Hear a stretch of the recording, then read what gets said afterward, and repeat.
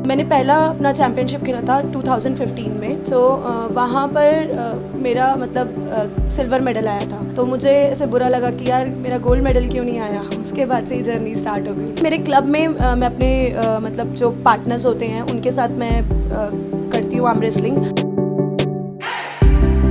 बहुत ज़्यादा प्रॉब्लम्स आई थी फंडिंग्स की, बट कोई स्पॉन्सर्स नहीं थे, कुछ नहीं था। बट मुझे था कि हाँ मुझे जाना चाहिए, क्योंकि मुझे एक्सपोजर चाहिए था। गोल मेरा बेसिकली ये है कि मुझे वर्ल्ड आर्म रेसलिंग चैम्पियनशिप में अपनी इंडिया को एक गोल्ड मतलब डेडिकेट करना है।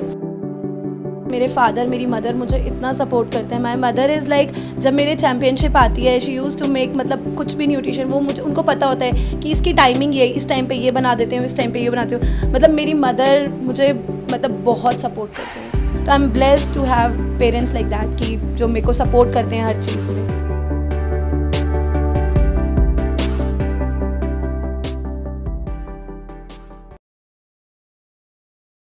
नमस्कार, मैं दिव्या और इस वक्त आप देख रहे हैं झलको दिल्ली।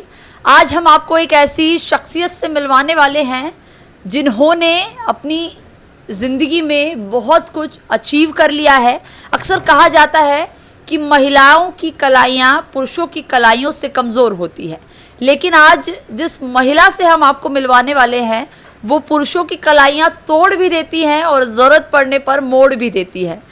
आज हमारे साथ हमारे बीच में है पूजा बिष्ट, जिन्होंने नेशनल लेवल पर 4 गोल्ड मेडल अभी तक जीत लिए हैं और अब आपको बताएं कि आने वाले समय में वो वर्ल्ड चैम्पियनशिप भी आर्म रेसलिंग में खेलने वाली हैं। साथ में आपको बताएं कि एशिया रेसलिंग चैम्पियन में भी अभी रिसेंट में उन्होंने गोल्ड मेडल जीता है। इस वक्त वो हमारे साथ हैं। पूजा जी, पहले तो बहुत बहुत शुक्रिया, धन्यवाद समय दिया।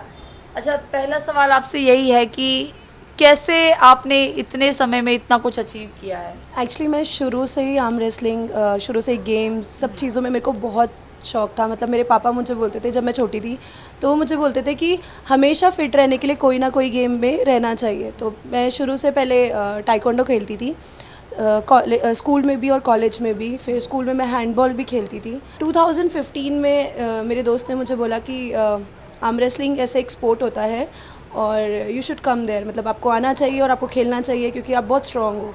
और उस टाइम पे मैं अपने स्कूल में, मतलब मैं अपने कॉलेज में एक पहली ही होती थी जो पुशअप्स मारती थी। अच्छा, हाँ। तो उसने मुझे बोला कि आपको खेलना चाहिए, आना चाहिए। मैंने नेशनल खेला था 2017 में, 2018, 2019। यानी कि कहीं ना कहीं स्कूल टाइम से ही आपको आर्म रेसलिंग में जाने का शौक था? मतलब मैं स्कूल से ही ऐसे थी कि मैं स्पोर्ट्स में रहती ही थी, कोई ना कोई स्पोर्ट मेरा रहता ही था।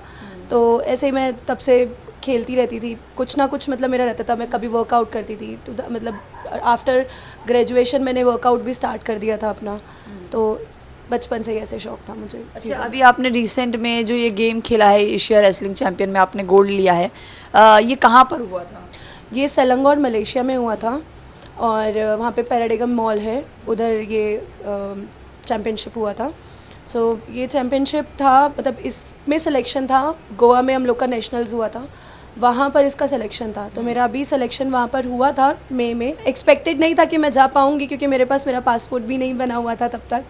बट जो BCAI के सर हैं, मतलब जो मतलब हमारे सर थे, उन्होंने बहुत हेल्प किया मुझे डॉक्यूमेंट्स बनाने में। प्लस मेरे कोच ने मुझे बहुत मोटिवेट किया, इज़ अरविंदर पाल सिंह। मैं एक्चुअली उनके अंडर ही ट्रेनिंग करती हूँ, तो उन्होंने मुझे काफ़ी मोटिवेट किया कि तू चैम्प है, तू लड़कों को हरा देती है, तो तुझे जाना चाहिए। फिर कहीं ना कहीं हिम्मत जुटाकर मैंने बहुत सारे फंडिंग्स के इशू आए थे, नो डाउट। मुझे चाहिए था कि मैं एक्सपीरियंस कैसे लूँगी, और मेरे को पता था कहीं ना कहीं इंटरनली कि मैं बहुत अच्छा खेल सकती हूँ, तो क्यों ना मैं जाऊँ और खेलूँ। तो मेरी जितनी भी सेविंग्स थी मैंने सब यूज़ करी और मैं गई, और गॉड विलिंग मुझे वहाँ से अच्छा ही अचीवमेंट मिली, मुझे गोल्ड मेडल्स मिले। फंडिंग में जैसे आपने बताया आपको इश्यूज आए, तो फैमिली की तरफ से भी सपोर्ट मिला या फिर खुद सब कुछ किया आपने? एक्चुअली फैमिली ने मुझे बहुत सपोर्ट किया, मॉरली बहुत सपोर्ट किया, बट फाइनेंशली मैंने खुद को सपोर्ट किया था। मेरे फादर ने मुझे सपोर्ट किया था थोड़ा, बट जैसा कि मैंने आपको बताया था कि मैं father has a small shop, मतलब एक छोटी सी फूड की शॉप है, और मीन वो बहुत मतलब एज भी हो गई है उनकी, तो मैंने मतलब क्लास 12 से ही अपने घर से पैसे लेना ये सब चीज़ें मैंने बंद कर दिया था, बिकॉज मैं खुद से ही सेल्फ इंडिपेंडेंट थी। और हमेशा से ही मीन्स कॉलेज मतलब मास्टर्स इन सब चीज़ों में मेरे को ये था कि क्यों ना मैं खुद से अर्न करके खुद पर स्पेंड करूँ। तो हमेशा से मैं इंडिपेंडेंट ही रही हूँ इन सब चीज़ों में। मुझे मांगते हुए भी शर्म आती है एक्चुअली, तो मैं नहीं ले सकती घर से भी पैसे। अच्छा, इतना सब कुछ किया, कितना अमाउंट जाने का लग गया होगा आपका? अप्रॉक्स 80-90 के आसपास। 80-90,000 लग गए। तो इतना पैसा आपने खुद से अरेंज किया कैसे? हाँ, एक्चुअली मैं ट्यूशन्स पढ़ाती हूँ। अच्छा, ट्यूशन्स में हाँ, पढ़ाती मैं हैं। होम ट्यूशन्स पढ़ाती हूँ, तो फिर सेविंग्स थे थोड़े बहुत, तो वो सब सेव करा। क्योंकि एक्चुअली हम लोग का क्या होता है, हम लोग वर्कआउट करते हैं, तो हमारा प्रोटीन सप्लीमेंट्स ये सब चीज़ें इतना होता है कि मंथली जितना भी हमारे पास होता है वो सब उस पर स्पेंड हो जाता है। अच्छा, ये चीज़ बताइए कि इतना समय हो गया, करीब 4 से 5 साल हो गए आपको आर्म रेसलिंग की प्रैक्टिस करते हुए, और लगातार आपका गोल क्या है?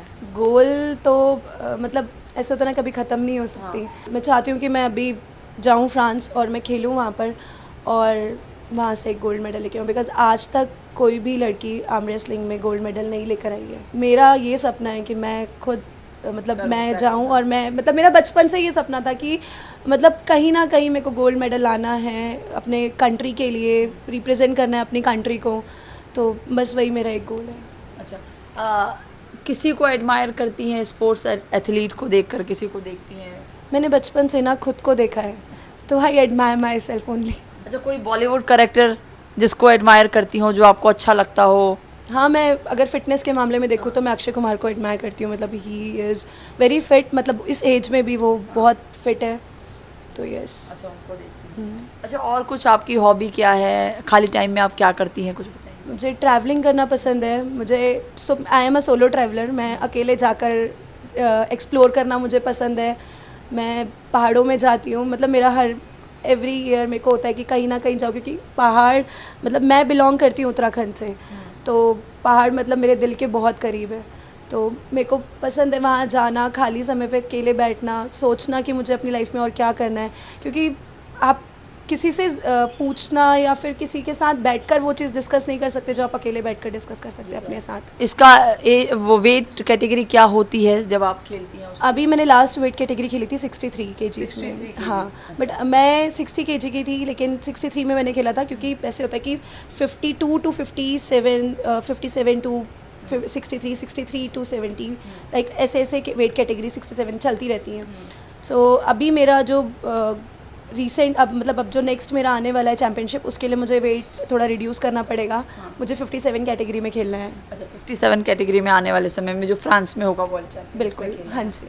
अच्छा, कुछ और चीज़ें मैं आपसे पूछूंगी कि जिस तरीके से महिलाएं हैं वो घर का काम भी करती हैं, उसके बाद बाहर भी जाती हैं, ये सारी चीज़ें करती हैं, आप स्पोर्ट्स में जाती हैं, पूरे दिन मेहनत करती हैं, आपका शेड्यूल क्या होता है, कैसे करती हैं? एक्चुअली मुझे ऐसा लगता है कि ज़रूरी नहीं है कि आप एक टाइम पे एक ही काम कर सकते हो, और विमेंस को तो हमेशा मल्टीटास्किंग होना ही चाहिए। इंडिपेंडेंट होना है तो आपको मल्टीटास्किंग होना पड़ेगा, क्योंकि अगर आप सिर्फ घर में रह जाओगे तो सिर्फ घर में ही रह जाओगे। जैसे जैसे चैम्पियनशिप पास आती है तो मेरे लिए मेरे को 2 टाइम प्रैक्टिस के लिए जाना पड़ता है। तो फिर आप ट्यूशन और आपका प्रैक्टिस कैसे मैनेज करती हैं दोनों को? मैं दोनों को मैनेज करती हूँ एक्चुअली। मैं फिर मतलब मेरे लिए सुबह 4 बजे से हो जाती है। मतलब मेरा दिन शुरू ही 4 बजे हो जाता है और मेरा दिन ख़त्म हो जाता है 9 बजे। तो मतलब रात को 9 बजे आप सो जाती हैं? हाँ, मैं कोशिश करती हूँ कि मैं 9 बजे तक सो जाऊँ, सब वाइंड अप कर और सुबह 4 बजे से मैं अपना वर्कआउट वगैरह स्टार्ट कर देती हूँ, सब चीज़ें स्टार्ट कर देती हूँ। उसके बाद 10-11 बजे से मैं अपनी क्लासेस स्टार्ट करती हूँ। फिर उसके बाद दिन में थोड़ा बहुत मम्मी की हेल्प करवा देती हूँ। फिर शाम को आकर अपना मतलब जिम जाती हूँ। जिम से वापस आकर मेरी नीस हमारे साथ रहती है, तो उसकी कोचिंग वगैरह ये सब चीज़ें देखती हूँ। बस दैट्स इट। आखिरी सवाल आपसे यही होगा कि महिलाएं जितनी भी इस वक्त इस वीडियो को देखेंगी उनको क्या मैसेज देना चाहती है? क्योंकि बहुत सारी महिलाएं हैं जो खेल में आना तो चाहती है, लेकिन कभी कभी परिवार की बाउंडेशंस होती हैं, कभी उनकी खुद की बहुत सारी समस्या होती है, तो उन सबको परे रखकर क्या करें वो कि उनको कुछ मोटिवेशनल कुछ बताना चाहती हूँ? मुझे ऐसा लगता है कि कोई भी सिचुएशन होती है ना, वो आती है लाइफ में सिचुएशन आपको स्ट्रॉन्ग करने के लिए, बट किसी भी सिचुएशन में आपको हिम्मत नहीं हारनी चाहिए। मतलब मेरी लाइफ में भी ऐसा नहीं है कि बहुत सारी सिचुएशंस आई थी, मैं कह सकती हूँ फाइनेंशियली आई होंगी, मेरे को मतलब वैसे भी आई होंगी, मतलब क्योंकि आपको पता है बीइंग अ गर्ल हर कोई सपोर्ट नहीं करता गेम को, तो फैमिली से भी हुआ होगा कुछ, तो बट हर चीज़ में मतलब आपको कभी भी हिम्मत नहीं हारनी चाहिए, क्योंकि मोटिवेट कभी नहीं होना चाहिए, क्योंकि आपको खुद पे विश्वास होना चाहिए कि वो जो भी चीज़ आप पाना चाहते हो वो आप कर सकते हो। ऐसी कोई चीज़ नहीं है दुनिया में जो कोई नहीं कर सकता। अच्छा, एक सवाल और आपसे, जैसे कि आपने बताया कि फंडिंग में आपको बहुत इशू आई, आप गए खेलने के लिए, जैसे तैसे आपने मैनेज करा और कहीं ना कहीं गोल्ड मेडल आप ले आए, लेकिन आने वाले समय में आप वर्ल्ड चैंपियनशिप खेलना चाहती हैं, देश को रिप्रेजेंट करना चाहती हैं, शायद हो सकता है उस समय तक कुछ आप अरेंज कर भी ले, लेकिन फिर भी कहीं ना कहीं समस्या आएगी, क्योंकि फैमिली का सपोर्ट मोरली तो है ही, लेकिन उस तरीके से नहीं है फाइनेंशियली। तो आप कोई अपील करना चाहती है, सरकार से कोई डिमांड है, आपकी कोई मांग है कि शायद वो आपकी हेल्प कर सके, कुछ है ऐसा? मेरी ऐसा कोई डिमांड नहीं है, बस मैं इतना चाहती हूँ कि मैं जब वर्ल्ड खेलने जाऊँ तो मुझे फाइनेंशियली थोड़ा सपोर्ट सरकार से मिले, दिल्ली सरकार से मिले, क्योंकि फ्रांस जाना मतलब वर्ल्ड जाना बहुत आसान नहीं है। मतलब कितनी भी मैं सेविंग्स कर लूँ, सब कुछ कर लूँ, बट फिर भी एक कहीं ना कहीं वो रहता है कि मैं अपनी कंट्री को रिप्रेजेंट कर रही हूँ, और अगर मुझे अपनी ही कंट्री से, अपने ही स्टेट से मुझे फंडिंग्स मिलेंगी तो मुझे खुशी होगी कि सरकार ने कहीं ना कहीं मेरे सिर पर हाथ रखा था, बस। तो देखिए, ये थी पूजा हमारे साथ, जिस तरीके से इन्होंने बताया कि महिलाओं को कभी भी डीमोटिवेट नहीं होना है, अगर वो अपनी लाइफ में कुछ करना चाहती हैं तो ज़रूर कर सकती हैं, लेकिन उनके अंदर वो डेडिकेशन होनी चाहिए। साथ में एक अपील भी है कि दिल्ली सरकार इनकी मदद करे, क्योंकि इन्होंने अभी एशिया चैम्पियनशिप खेला है, अब आगे ये वर्ल्ड चैम्पियनशिप खेलना चाहती है, ऐसे में फंडिंग और स्पॉन्सरशिप की इनको बहुत ज़्यादा ज़रूरत है। दिल्ली सरकार के साथ जो भी स्पॉन्सर हैं, जो इनको करना चाहते हैं स्पॉन्सर्स, तो ज़रूर वो इनसे मिलें, ज़रूर इनसे कांटेक्ट करें, ताकि इनको कोई समस्या ना आए कभी भी अगर ये जाना चाहती है, क्योंकि ज़्यादा समय है नहीं, सितंबर में इनको जाना है, ऐसे में समय कम है और पैसे की बहुत ज़्यादा ज़रूरत है, फाइनेंशियली सपोर्ट चाहती हैं ये। तो हम भी अपने वीडियो के माध्यम से यही कहना चाहते हैं कि जो भी लोग इस वीडियो को देख रहे हैं ज़रूर इनको सपोर्ट करें, चाहे आप जैसे भी करना चाहते हैं। देश में नहीं, दुनिया भर में हमारे इंडिया की महिलाएं लगातार नाम रोशन कर रही है, और आने वाले समय में हमें उम्मीद है कि पूजा बिष्ट भी इंडिया को रिप्रेजेंट करेंगी और इंडिया के लिए पहली बार आर्म्स रेसलिंग में गोल्ड मेडल लेकर आई है। अब इस वीडियो पर आपकी जो भी राय है कमेंट बॉक्स में ज़रूर बताइएगा। ये वीडियो कैसी लगी? कैमरा पर्सन सुमित के साथ मैं दिव्या, झलको दिल्ली।